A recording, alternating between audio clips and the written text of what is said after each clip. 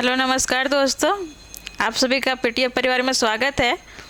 जैसे कि आप देख रहे थे, हमारे संस्था के द्वारा आप लोग का एनसीईआरटी कराया जा रहा था, तो हम एनसीईआरटी साइंस का करा रहे थे। जो मेरा कल एक एपिसोड आ चुका है और आज का जो है देखेंगे तो इससे पूर्व हम करा चुके थे। हमारा चैप्टर नंबर 1 है 6th क्लास का, जिसमें भोजन का घटक है। और अगर आप देखेंगे तो आज हमारा होगा विटामिन से। कल हम लोग प्रोटीन तक कर लिए थे, चलिए आज हम विटामिन से करते हैं। तो आइए देखते हैं विटामिन में क्या है। देखिए, कहता है विटामिन रोगों से हमारे शरीर की रक्षा करते हैं। विटामिन क्या कार्य क्या है हमारे शरीर में? ये तो हमारे शरीर में रोगों से रक्षा करती है। किससे? तो रोगों से। रोगों से रक्षा कौन से पोषक तत्व हमारे शरीर में रक्षा करती है? तो ये हमारा विटामिन हो गया। क्या है? विटामिन। इसके आगे कहता है विटामिन हमारे आँख है। क्या है? विटामिन हमारे आँख, अस्थि, दांत और मसूड़ों को स्वस्थ रखती है। विटामिन हमारे शरीर के किस भाग को स्वस्थ रखती है? तो आप देखेंगे आँख है, अस्थि है, दांत है और मसूड़े हैं। ये सभी को स्वस्थ रखने में भी सहायता करते हैं। इसके आगे कहता है विटामिन कई प्रकार के होते हैं। क्या कहता है? विटामिन कई प्रकार के होते हैं जिन्हें अलग अलग नामों से जाना जाता है। क्या कहता है? विटामिन कई प्रकार के होते हैं जिसके अलग अलग नामों से जाना जाता है।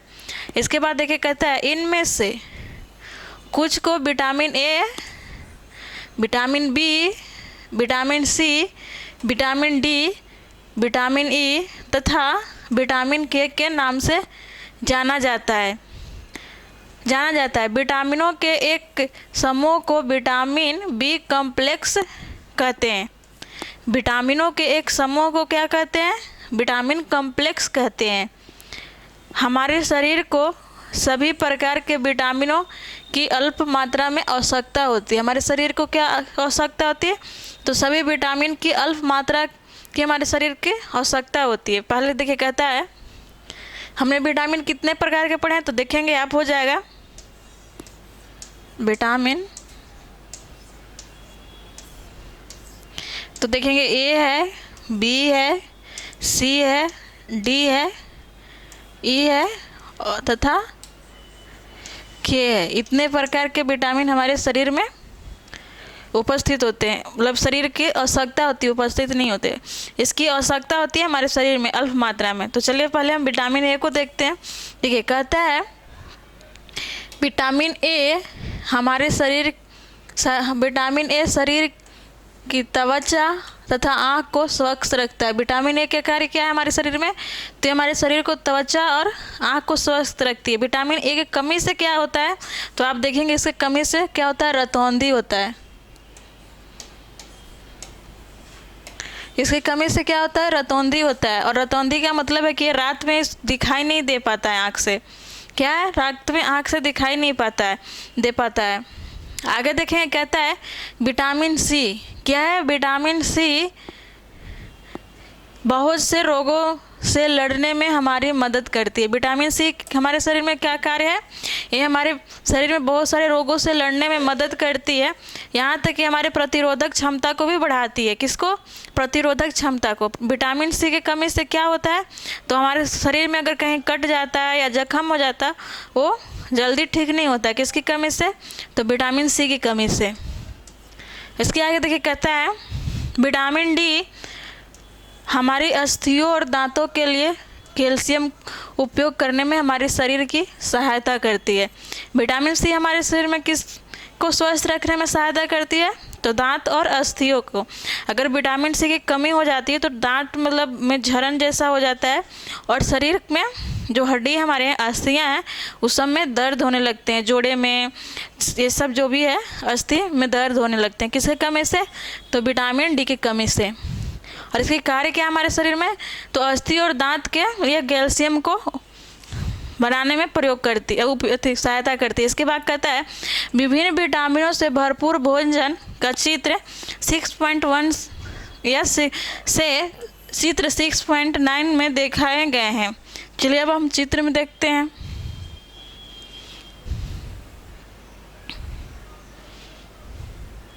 देखिए, आप लोग अब देखेंगे कि हमारे विटामिन ए कहाँ से प्राप्त होती है। तो आइए देखते हैं।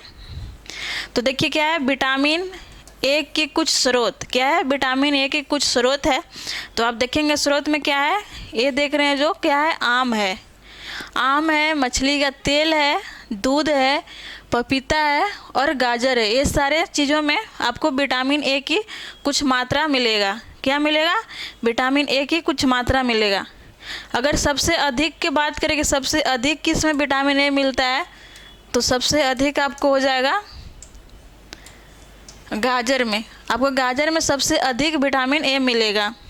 ये बहुत बार प्रश्न पूछा हुआ है कि विटामिन ए की मात्रा सबसे अधिक किस में है।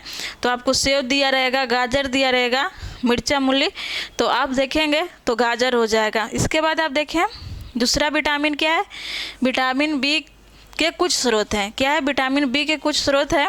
देखिए आप विटामिन बी के स्रोत कहाँ से प्राप्त होता है। देखेंगे गेहूं में भी कुछ मात्रा विटामिन ए मिलता है। गेहूं में कौन सी विटामिन ए मिलता है, सॉरी विटामिन कौन से मिलता है, तो विटामिन बी मिलता है। गेहूं में कुछ मात्रा में विटामिन बी मिलता है। इसके बाद आप देखेंगे चावल में भी विटामिन बी मिलता है और यकृत में भी विटामिन बी मिलता है। किसमें, यकृत में। ये हमारा हो गया। अब आगे देखते हैं।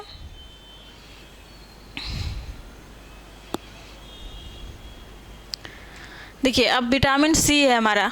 क्या है, विटामिन सी के कुछ स्रोत। चलिए आइए देखते हैं। तो आप देखेंगे कि संतरा में भी विटामिन सी मिलता है। क्या में, संतरा में है, टमाटर में है, इधर आप देखेंगे आंवला है, नींबू है, मिर्चा है, अमरूद है। आपको विटामिन सी मिर्चा में मिलेगा। किस में, मिर्चा में भी, आंवला में, नींबू में, संतरा में, अमरूद और टमाटर में। लेकिन अगर हम सबसे अधिक की मात्रा की बात करें तो आपको आंवला में सबसे अधिक विटामिन सी मिलेगा। किसमें, आंवला में सबसे अधिक विटामिन सी मिलेगा, जो आप देख रहे हैं। इसके बाद आप देखेंगे यहाँ पर है विटामिन डी के कुछ स्रोत। क्या है, विटामिन डी के कुछ स्रोत है। तो देखिए इसमें भी है। क्या है, मक्खन है, आप देख रहे हैं मक्खन है, दूध है, यकृत है, अंडा है और मछली है। आपको विटामिन डी कहाँ से प्राप्त होगा, तो विटामिन डी दूध, मक्खन, यकृत, अंडा और मछली से प्राप्त होगा। इसमें विटामिन डी की कुछ मात्रा होते हैं। यहाँ तक हम लोग देख लें। अब आगे देखते हैं क्या कहता है। देखिए आगे है,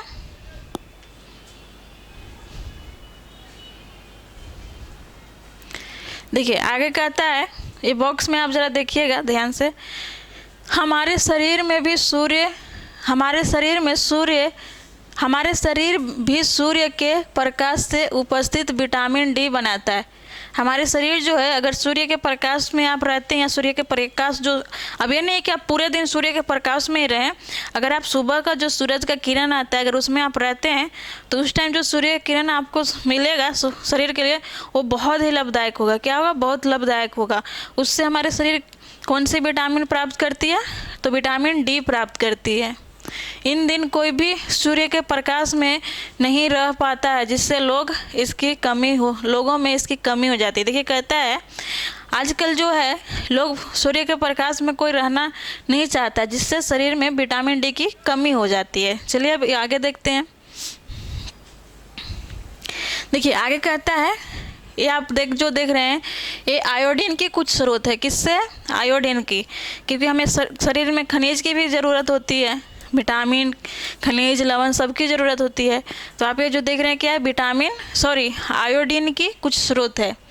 तो जैसे आप देखेंगे आयोडीन हमें कहाँ से प्राप्त होती है, ये देखेंगे ये नमक है। क्या है, नमक है। ये आप जो देख रहे हैं नमक है। इसके बाद ये देख रहे हैं आप, ये आपका काजू है। क्या है, काजू अखरोट है। इसके बाद आप ये जो देख रहे हैं ये क्या है, अदरक है, पालक है और यह मछली है। यानी हमें आयोडीन कहाँ से प्राप्त होती है, हमें आयोडीन हमारे शरीर को पालक से भी मिलती है, अदरक से भी मिलती है, मछली से भी प्राप्त होती है, नमक से भी। ये सारे चीज़ों से हमें आयोडीन की कुछ अल्प मात्रा प्राप्त हो जाती है। किससे, कि आयोडीन की। इसके बाद ये देखेंगे आपको जो ये दिख रहे हैं, ये क्या है, फास्फोरस की कुछ मात्रा, जो हमारे हड्डियों के लिए, दांतों के लिए भी आवश्यक होती है। किससे प्राप्त होती है, तो आप देखेंगे फास्फोरस की कुछ मात्रा आपको दूध से प्राप्त होगा। ये आप देख रहे हैं क्या है, दूध है, ये केला है, ये आप देख रहे हैं मिर्च है, ये आप देख रहे हैं चावल है, और ये आपका गेहूं है। क्या है? गेहूं है। तो हमें फास्फोरस कहाँ से प्राप्त हो रही है? दूध से भी प्राप्त हो रही है, केला से प्राप्त हो रही है, मिर्चा से हो रही है, चावल से और गेहूं से। इतने चीज़ों से हमें क्या प्राप्त हो रही है? फास्फोरस प्राप्त हो रही है। देखिए अब आगे और देखते हैं। देखिए आगे कहता है लोहे के कुछ स्रोत। क्या है? लोहे के स्रोत कुछ है। हमें लोहे प्राप्त कहाँ से होती है? खाद्य पदार्थ में। तो आप देखेंगे क्या है, तो देखिए आपको यहाँ पर देख रहा होगा, देखेंगे आप, ये सेब है। क्या है? सेब है। ये हमारा पालक है। क्या है? पालक है। ये आप हमें देख रहे हैं, ये क्या है? ये आपका अमरूद है।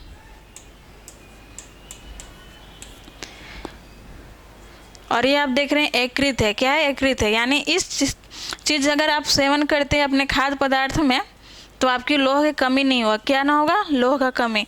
और लौह के कमी से हमें क्या होता है? एनीमिया की बीमारी होता है। क्या चीज़ का होता है? लौह की कमी से हमें एनीमिया की बीमारी होती है। और लोहा मतलब क्या होता है? इसका और भी अर्थ देखेंगे तो लोहा हो जाएगा, या फिर अंग्रेजी में कहें तो आयरन हो जाएगा। क्या होगा? आयरन हो जाएगा। इसकी कमी से हमारे शरीर में क्या बीमारी होती है? तो एनीमिया की बीमारी होती है। एनीमिया में क्या होता है? तो एनीमिया में हमारे शरीर में जितनी रक्त की आवश्यकता होती है वो नहीं प्राप्त हो पाता है, जिससे लोगों में रक्त की कमी हो जाता है। क्या होता है? रक्त की कमी हो जाता है। अभी आप देखे होंगे कि एनीमिया सिकल सेल चलाया गया, जो इसका लक्ष्य है 1947 तक, मतलब भारत में एनीमिया से जो कमी है, जिस लोगों में कम है, उसे प्राप्त करना।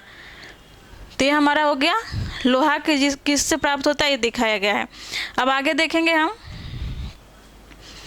देखिए कुछ कहता है यहाँ पर, कहता है हमारे शरीर को खनिज लवण की आवश्यकता होती है। किसकी? खनिज लवण की आवश्यकता अल्प मात्रा में होती है। जो आप देख रहे थे ये हमारे सब खनिज लवण है, जैसे आयोडीन, फास्फोरस, लोहा, कैल्शियम, ये हमारे शरीर की सबकी आवश्यकता होती है। अब ये नहीं कि सिर्फ इसी लोग को खाएंगे तो इससे भी बहुत सारी बीमारियां भी हो जाती है खाने से, जब शरीर में ज़्यादा इसका मात्रा हो जाता है। तो वही आपको कहता है कि हमें अल्प मात्रा में इसकी आवश्यकता होती है शरीर के उचित विकास के लिए। किस लिए? शरीर के उचित विकास के लिए तथा अच्छे स्वास्थ्य के लिए प्रत्येक खनिज लवण की आवश्यकता होती है।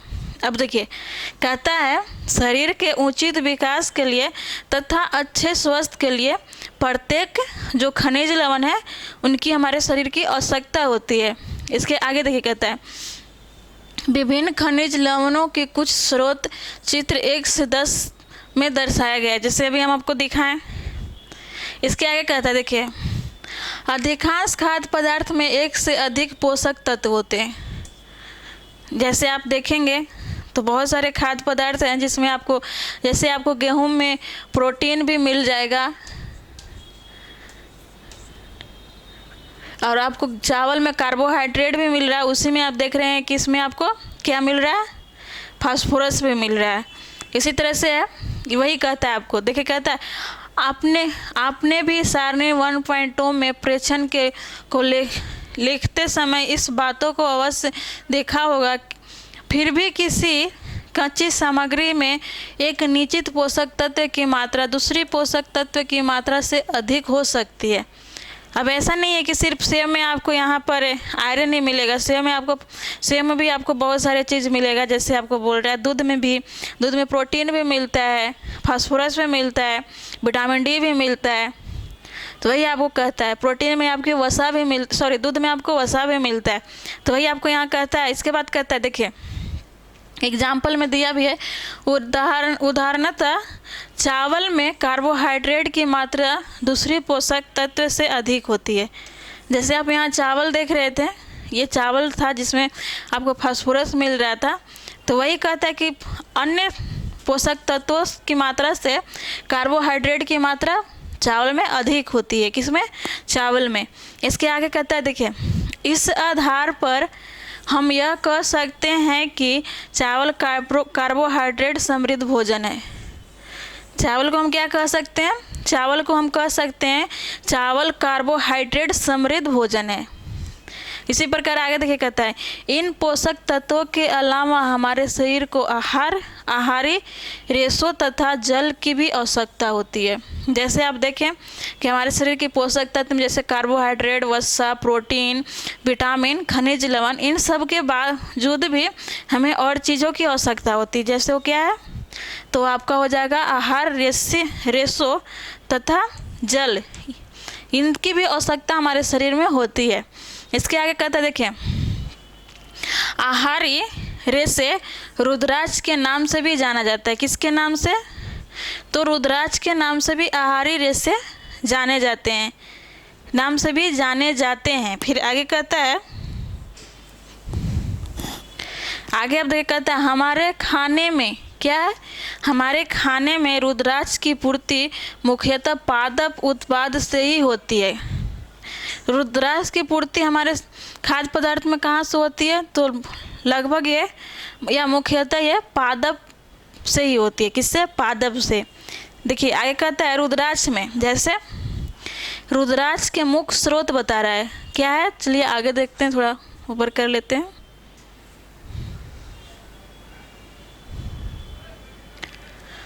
देखिए कहता है, रुद्राक्ष के मुख्य स्रोत क्या? रुद्राक्ष के मुख्य स्रोत साबुत खाद्यान्न, साबुत है। इसके बाद देखेंगे दाल है, आलू है, ताजे फल, सब्जियां है। जबकि इन सब में आप देखेंगे कुछ में आपको प्रोटीन भी मिलेगा और कार्बोहाइड्रेट। जैसे आलू में आपको कार्बोहाइड्रेट की मात्रा अधिक होती है, लेकिन यहाँ रुद्राक्ष भी इससे प्राप्त हो रही है। उसी तरह से देखेंगे दाल में आपको प्रोटीन भी मिलता है और रुद्राक्ष भी। फल में भी बहुत सारे आपको विटामिन भी मिलेगा और रुद्राक्ष भी। आगे देखिए कहता है, रुद्राक्ष हमारे शरीर को कोई पोषक प्रदान नहीं करता है। अब रुद्राक्ष हमारे शरीर को क्या करता है? रुद्राक्ष हमारे शरीर को कोई पोषक प्रदान नहीं करता है, नहीं करते हैं, फिर भी क्या कहता है? फिर भी यह हमारे भोजन में आवश्यक अवयव है। क्या है? आवश्यक अवयव है और इसका आयतन बढ़ा देते हैं। तो रुद्राक्ष बिना पचे भोजन को बाहर निकालने में हमारे शरीर को सहायता करता है। रुद्राक्ष क्या करता है कि जो भोजन हमारे शरीर में नहीं पचता है उसे बाहर निकालने में सहायता करता है। किसका काम है ये? रुद्राक्ष की। चलिए अब हम देखते हैं थोड़ा सा यहाँ कुछ खनिज जैसे कैल्शियम। हमें कैल्शियम किस खाद्य पदार्थ से प्राप्त होता है? तो आप देखेंगे हमें कैल्शियम किससे प्राप्त होता है? अंडा से। किससे? अंडा से और दूध से। कैल्शियम आपको किससे प्राप्त होता है? अंडा और दूध से। और कैल्शियम की कमी हमारे शरीर में हो जाता है तो क्या होता है? कैल्शियम की कमी से हमारे शरीर में दांत में दिक्कत होती है और अस्थियों में भी। अब आगे देखिए आगे क्या कहता है।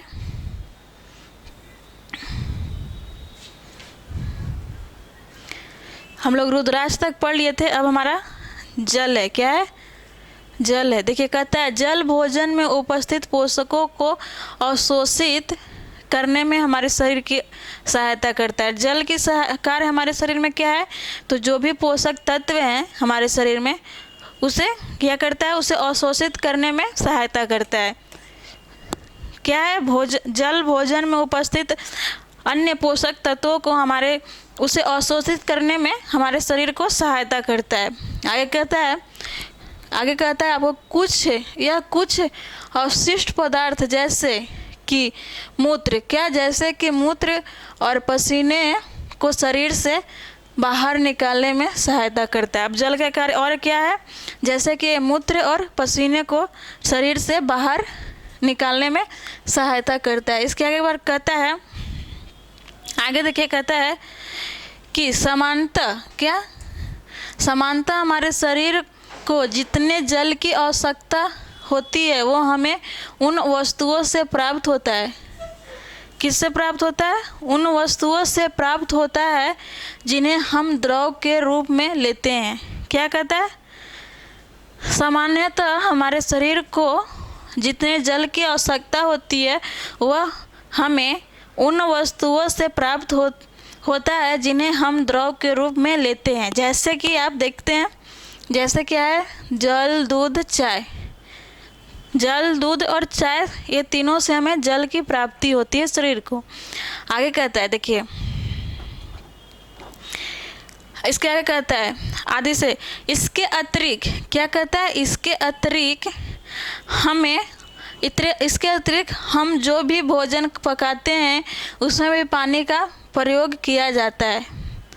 क्या कहता है, इसके अतिरिक्त जिस भी भोजन को हम पकाते हैं उसमें भी पानी का प्रयोग किया जाता है। आइए देखें कि क्या कोई अन्य स्रोत हमारे शरीर को जल प्रदान करता है। चलिए देखते हैं आगे क्या कहता है।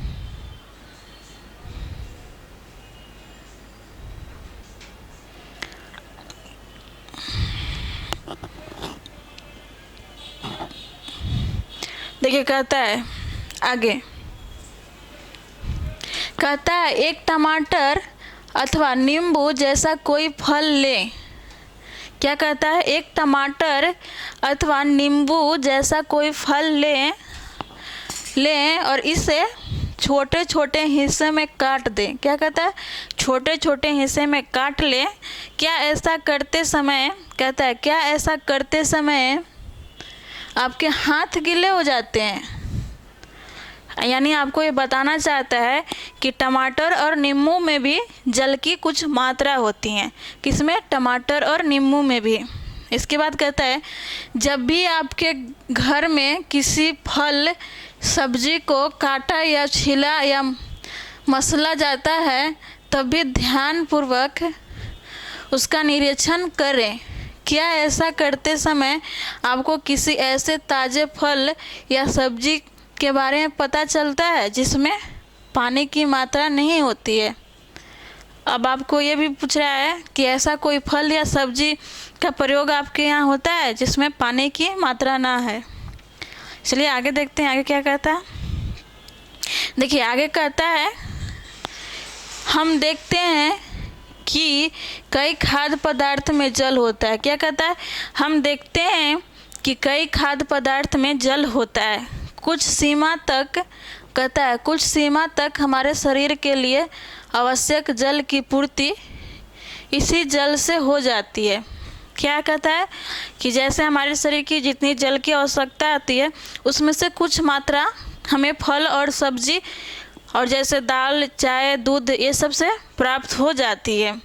इसके आगे कहता है इसके अतिरिक्त, क्या, इसके अतिरिक्त कई खाद्य पदार्थ को पकाते समय हम उसमें जल डालते हैं। जैसे आप सब्जी बनाते हैं उसमें जल की आवश्यकता होती है। चावल भी बनाएंगे तो जैसे आटा को गूंथते हैं तो उसमें भी जल की, तो वही आपको कहता है कि उसमें हमें जल की आवश्यकता होती है।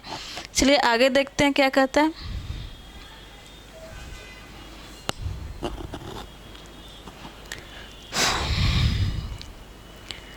देखिए आगे कहता है संतुलित आहार। अब आगे आपको संतुलित, हमारे शरीर के लिए संतुलित आहार की भी आवश्यकता होती है। देखिए कहता है सामान्यतः पूरे दिन में जो कुछ भी हम खाते हैं उसे आहार कहते हैं। आहार हम किसे कहते हैं, जिसे हम पूरे दिन में खाते हैं उसे ही हम आहार कहते हैं। आगे कहता है हमारे शरीर की वृद्धि और अच्छे स्वास्थ्य को बनाए रखने के लिए हमारे आहार में सभी पोषक तत्व की उचित मात्रा होना चाहिए। अब देखिए कहता है कि हमारे शरीर को वृद्धि और स्वस्थ रखने के लिए जो भी पोषक तत्व हैं उनकी उचित मात्रा में, मतलब शरीर में होना चाहिए। क्या होना चाहिए, उचित मात्रा में होना चाहिए। आगे कहता है, देखिए कहता है हमारे शरीर में की वृद्धि और अच्छे स्वास्थ्य को बनाए रखने के लिए आहार में सभी पोषक तत्व उचित मात्रा में होना चाहिए जिनकी हमारे शरीर की आवश्यकता है। क्या कहता है, अब देखिए आगे कहता है कोई भी पोषक तत्व ना आवश्यकता से अधिक हो और ना ही कम। जैसे कि आप देखेंगे कि किसी भी खाद्य पदार्थ को सबसे ज़्यादा आप ग्रहण करते हैं या भोजन के रूप में लेते हैं तो उसकी मात्रा बहुत अधिक हो जाती है, तो हमारे शरीर को कहीं ना कहीं नुकसान पहुंचाती है। और अगर इसके उल्टा आप देखेंगे, जैसे आपको calcium, vitamin D, vitamin C की अगर ये सब की कमी है, आप पोषक तत्व, प्रोटीन, वसा, ये सब की कमी होता है, तो इससे भी हमारे शरीर की नुकसान होती है। तो इसलिए जो भी आहार हम लेते हैं, जैसे अब वो कहता है संतुलित आहार, तो उसे उचित मात्रा में ही लेना होगा जो हमारे शरीर के लिए अच्छा हो, शरीर के लिए स्वस्थ बनाए रखने में भी सहायता हो, वही आपको कहता है। फिर इसका कहता है हमारे आहार में पर्याप्त मात्रा में रुद्राक्ष तथा जल भी होना चाहिए। पोषक तत्व के अलावा हमारे शरीर में उचित मात्रा में जल और रुद्राक्ष भी होना चाहिए, ये कहता है। इसके क्या कहता है, इस प्रकार के आहार को संतुलित आहार कहते हैं। किससे हम संतुलित आहार कहते हैं? जो हमारे भोजन के लिए जो हमारे शरीर के लिए लाभदायक हो और स्वस्थ बनाए रखने में सहायता हो, ना उसकी अधिकता होनी चाहिए और ना उसकी कमी होना चाहिए, उसे हम संतुलित आहार कहते हैं। चलिए अब आगे देखते हैं।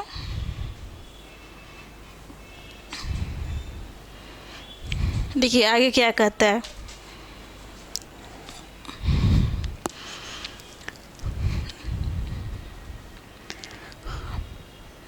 देखिए आगे कहता है, क्या आप सोचते हैं कि प्रत्येक आयु वर्ग के लोगों को एक ही प्रकार के आहार की आवश्यकता होती है? क्या आप यह भी सोचते हैं कि हमारा संतुलित आहार हमारे शरीर कार्य पर निर्भर करता है? इसके बाद कहता है, देखिए आगे पैराग्राफ में, एक सप्ताह की अवधि में आप जो भी खाते हैं उसका एक चार्ट तैयार कीजिए। जांच कीजिए कि प्रतिदिन जो भोजन आप करते हैं क्या उसमें सभी पोषक तत्व उपस्थित है। ये कहता है कि क्या आपको लगता है कि सभी उम्र के या सभी आयु वर्ग के लोगों के लिए एक ही प्रकार के संतुलित आहार की आवश्यकता होती है? आप जो भी एक सप्ताह में भोजन करते हैं उसका एक चार्ट बनाइए और देखिए क्या जो भी पोषक तत्व, जल और रुद्राक्ष की आवश्यकता हमारे शरीर की है उस सारे के सारे आप लेते हैं भोजन के रूप में, वही आपको कहता है। जैसे देखिए, क्या आप सोच सकते हैं कि प्रत्येक आयु वर्ग के लोगों को एक ही प्रकार की आहार की आवश्यकता होती है? क्या आप यह भी सोच सकते हैं कि हमारे संतुलित आहार हमारे शरीर के कार्य पर निर्भर करता है? आप ये सोच सकते हैं कि आपके जो भी संतुलित आहार है क्या आपके शरीर पर निर्भर करता है? इसके आगे आप देखिए, कहता है एक सप्ताह की अवधि में आप जो भी खाते हैं उसका एक चार्ट तैयार कीजिए और जांच कीजिए कि प्रतिदिन जो भी भोजन आप करते हैं क्या उसमें सभी पोषक तत्व उपस्थित है। चलिए आगे देखिए, कहता है दाल, मूंगफली, सोयाबीन, अंकुरित बीज, मूंग, चना, किण्वित भोजन, दक्षिण भारतीय भोजन जैसे इडली, आटे का मिश्रण, मिस्सी रोटी या थेपला, अनाज एवं दाल से बना केला, पालक, सत्तू, गुड़, उपलब्ध सब्जियां तथा इसी प्रकार के अन्य भोजन कई पोषक उपलब्ध कराते हैं। इसलिए कोई व्यक्ति अल्प व्यय में भी संतुलित आहार खा सकता है। कहता है कि ये जो भी सारे चीज़ पोषक तत्व है इसकी कम मात्रा में भी अगर आप रोज़ लेते हैं तो भी आपको संतुलित आहार मिलता रहेगा। आगे देखिए, कहता है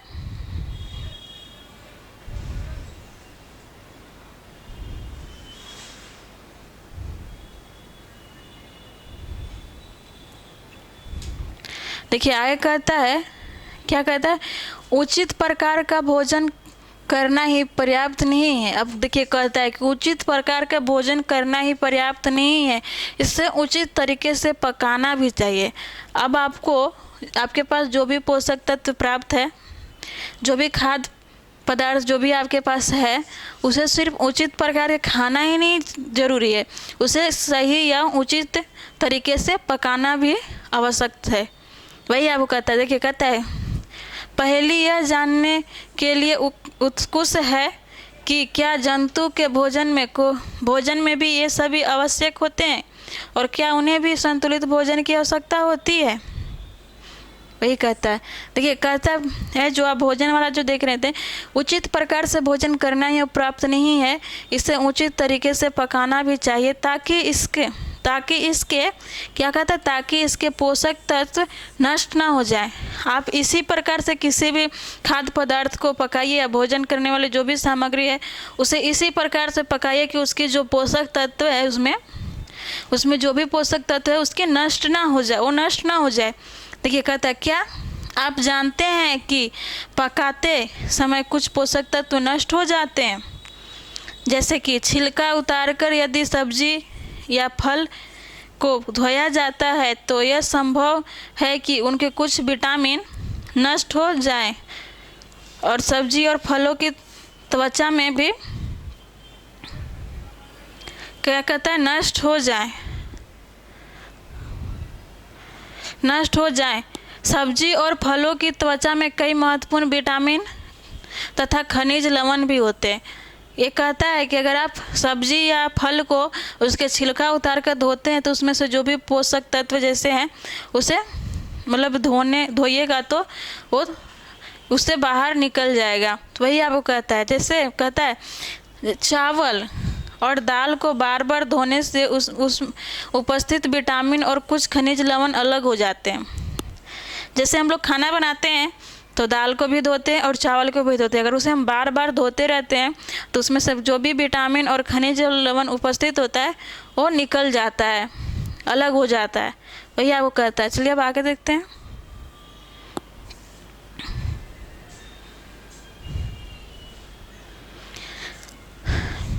देखिए कहता है हम सभी जानते हैं, क्या कहता है, हम सभी जानते हैं कि पकाने से भोजन का स्वाद बढ़ता है। क्या कहता है, हम सभी जानते हैं कि पकाने से भोजन का स्वाद बढ़ता है तथा इसे पचाने में आसानी होती है। हम भोजन क्यों पकाते हैं? क्योंकि उसमें स्वाद बढ़ जाए और उसे हम आसानी से अपने मतलब भोजन को शरीर के द्वारा पचा सकते हैं, जैसे आंत, लीवर जो भी हो। इसके साथ पकाने में कुछ पोषक तत्व की हानि भी हो जाती है। लेकिन हम लोग ये भी जानते हैं, कहता यह है कि हम लोग ये भी जानते हैं कि जब भोजन को हम पकाते हैं तो उसके कुछ पोषक तत्व भी नष्ट हो जाते हैं। वही आपको यहाँ कहता है। इसके बाद कहता है यदि भोजन पकाने में अत्यधिक जल का उपयोग किया जाता है और बाद में उसमें फेंक दिया जाता है तो कई लाभदायक प्रोटीन, खनिज लवण की हानि हो जाती है।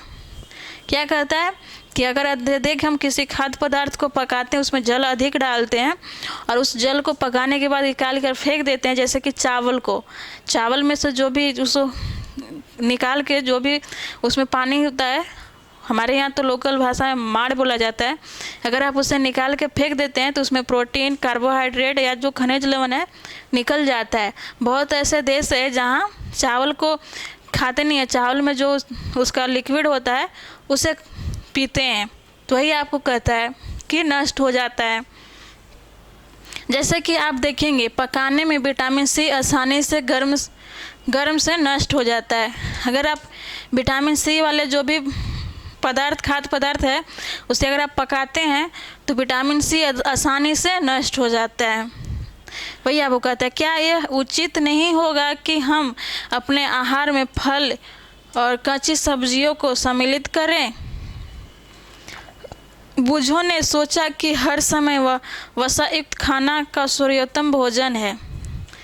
बूझो किसी व्यक्ति का नाम था, उसने सोचा कि हर वसायुक्त खाना ही सर्वोत्तम भोजन है। एक कटोरी कार्बोहाइड्रेट युक्त भोजन की अपेक्षा एक कटोरी वसायुक्त भोजन अधिक ऊर्जा देता है। क्या कहता है कि जैसे एक कटोरी आप कार्बोहाइड्रेट युक्त भोजन लीजिए और एक कटोरी वसायुक्त भोजन लीजिए, लेकिन कार्बोहाइड्रेट से अधिक वसा युक्त भोजन जो है उसमें आपको ऊर्जा की मात्रा अधिक मिलेगा, वही आपको यहाँ कहता है। चलिए आगे देखते हैं। फिर कहता है, इसके बाद कहता है आपको, क्या ऐसा नहीं होता क्या? अतः उसने तली हुई चीज़ें, समोसा, पूरी, मलाई, राबड़ी, पेड़ा आदि प्रचुर वसायुक्त भोजन ही खाए और इसके अलावा कुछ ना खाए। कहता है क्या ऐसा नहीं होता? अतः उसने तभी तली हुई चीज़ें जैसे समोसा, पूरी, मलाई, रबड़ी, पेड़ा आदि प्रचुर वसा युक्त भोजन ही खाएं और इसके अलावा कुछ ना खाएं। अगर ऐसा हम करते हैं कि सिर्फ वसा युक्त भोजन करते हैं तो हमारे शरीर में सिर्फ वसा ही की मात्रा अधिक हो जाएगी और बाकी पोषक तत्व की मात्रा कम हो जाएगी, जिससे हमारे शरीर में कुछ बीमारियां या कुछ नुकसान भी हो सकती है। वही आपको कहता है कि अगर आप भोजन करते हैं तो लगभग जो भी पोषक तत्व की आवश्यकता है उस सभी को मिलाया करिए। फिर आगे कहता है, क्या आप सोचते हैं कि वह ठीक था? क्या आप सोचते हैं क्या वह ठीक था? निसंदेह, क्या कहता है? निसंदेह नहीं, इतना अधिक वसायुक्त भोजन खाना हमारे लिए, क्या कहता है? हमारे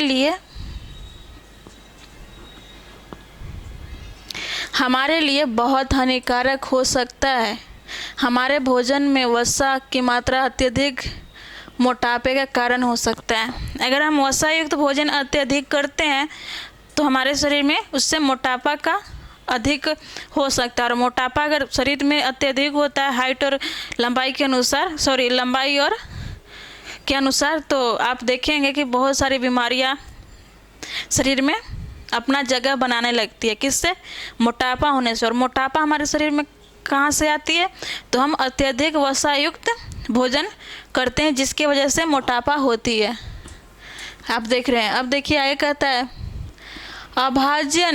अभाज्यन रोग, यानी कुछ रोग के बारे में बताता है। देखिए कहता है, एक व्यक्ति खाने के लिए पर्याप्त भोजन पा रहा है। कहता है एक व्यक्ति खाने के लिए पर्याप्त भोजन पा रहा है, लेकिन कभी कभी उसके भोजन में किसी विशेष पोषक की कमी हो जाती है। क्या कहता है? कभी कभी उसके भोजन में किसी विशेष भोजन की कमी हो जाती है। यदि यह कमी लंबी अवधि तक, यानी लंबी अवधि तक रहती है, तो वह व्यक्ति उससे अभाव से ग्रसित हो जाता है। जैसे कहता है कि अगर हम किसी भोजन को लेते हैं और अन्य भोजन पोषक तत्व नहीं लेते हैं और वो लंबे समय तक वैसा ही चलते रहता है, तो हमारे शरीर में उस पोषक तत्व की अभाव हो जाएगी और जिससे किसी बीमारी से हम ग्रसित हो जाएंगे। वही कहता है। इसके बाद आगे कहता है, देखिए, एक या अधिक पोषक तत्व का अभाव हमारे शरीर में रोग अथवा विकृतियों को उत्पन्न करती है। देखिए कहता है, अगर एक या एक से अधिक पोषक तत्व की कमी हमारे शरीर में होती है तो हमें उससे हमारे शरीर में रोग और विकृति को उत्पन्न कर सकता है। वे रोग जो लंबी अवधि तक पोषक के अभाव के कारण होते हैं उन्हें अभाज्य रोग, अभावजन्य रोग कहते हैं। क्या कहते हैं? अभावजन्य रोग कहते हैं। फिर आगे देखिए कहता है,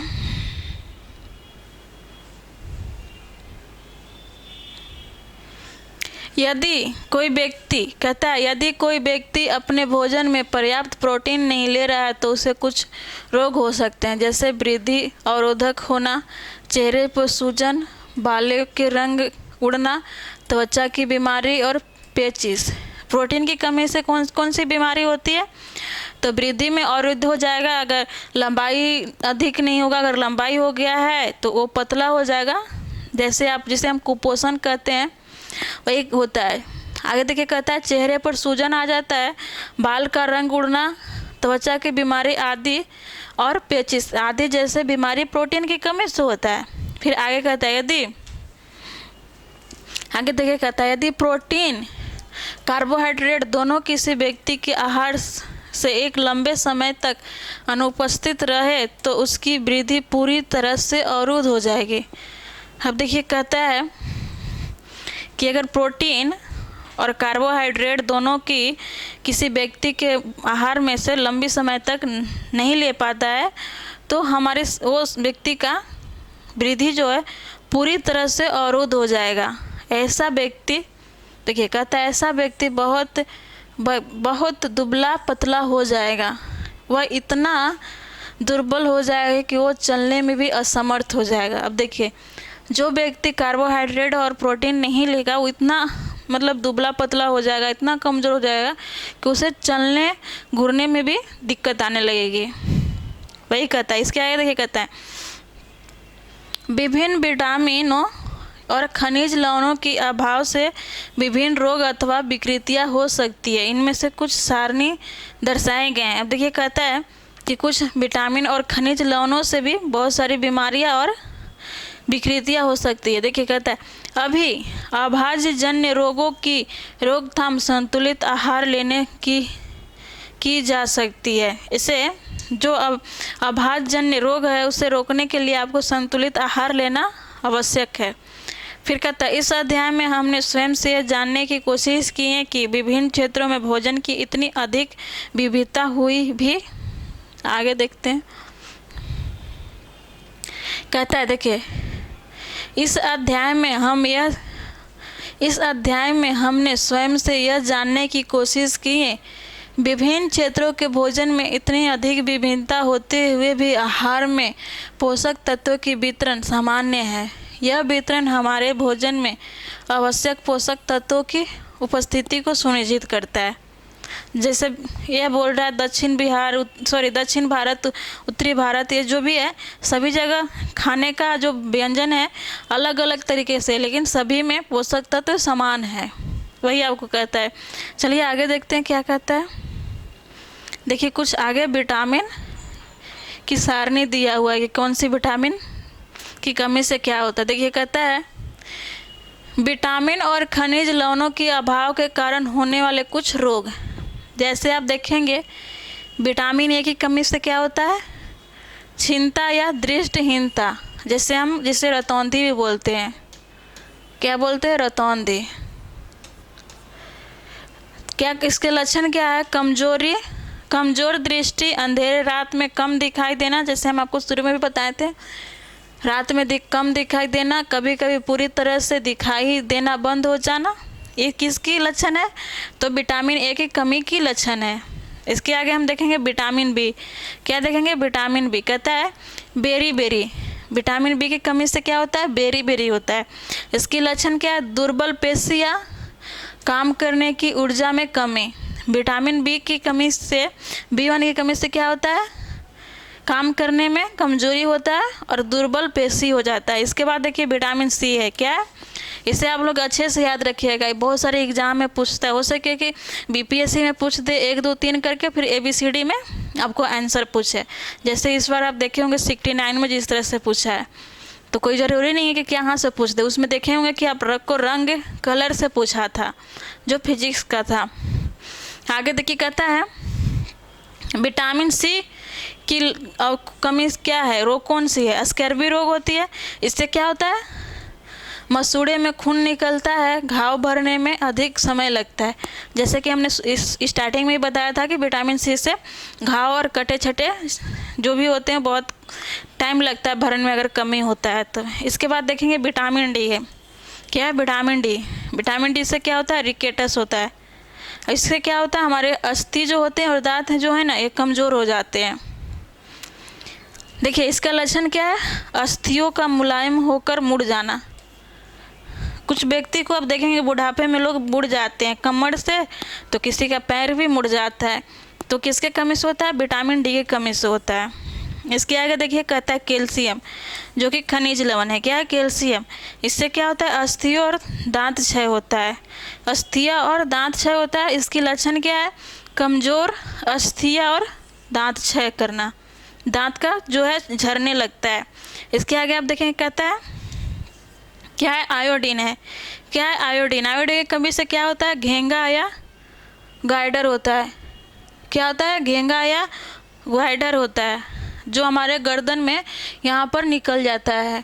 या जिसे आजकल हम लोग हर लोग को देखेंगे कि आयोडीन चेक करवाते हैं, वो भी इसी के वजह से होता है। इसकी लक्षण क्या है, देखिए, गर्दन की ग्रंथि का फूल जाना, बच्चों में मानसिक विकलांगता होता है। बच्चे में ये क्या करती है, बच्चे में अगर आयोडीन की कमी होती है तो उसका मानसिक विकास जितना चाहिए अच्छा या स्वस्थ होना चाहिए वो नहीं होता है, और बाकी लोगों में इसकी गर्दन की ग्रंथियाँ फूल जाती है। जैसे आप बहुत सारे लोगों को देखेंगे कि यहाँ पर इस तरह से फूला रहता है, वही है। इसके बाद देखिए लोहा, क्या है, लोहा की कमी से क्या होता है, अरक्तता होता है। जैसे रक्त की कमी हो जाती है, शरीर में रक्त की कमी हो जाती है, जिससे हमारे शरीर में कमजोरी जैसा लगता है। कुछ प्रमुख शब्द दिया हुआ जिसे आपको बताना है, बाकी हम देखते हैं आगे क्या है। कुछ सारांश है, जैसे देखिए कहता है हमारे भोजन, एक तरह से आप इसे कहें तो ये छोटा नोट्स है, शॉर्ट नोट्स है। क्या है, देखिए कहता है हमारे भोजन में मुख्य पोषक तत्वों के नाम क्या है, कार्बोहाइड्रेट, प्रोटीन, वसा, विटामिन तथा खनिज लवण। इसके अतिरिक्त भोजन में आहारी रेशे और जल भी होते हैं। इसके आगे कहता है कार्बोहाइड्रेट तथा वसा हमारे शरीर को ऊर्जा प्रदान करती है। क्या करती है, ऊर्जा प्रदान करती है।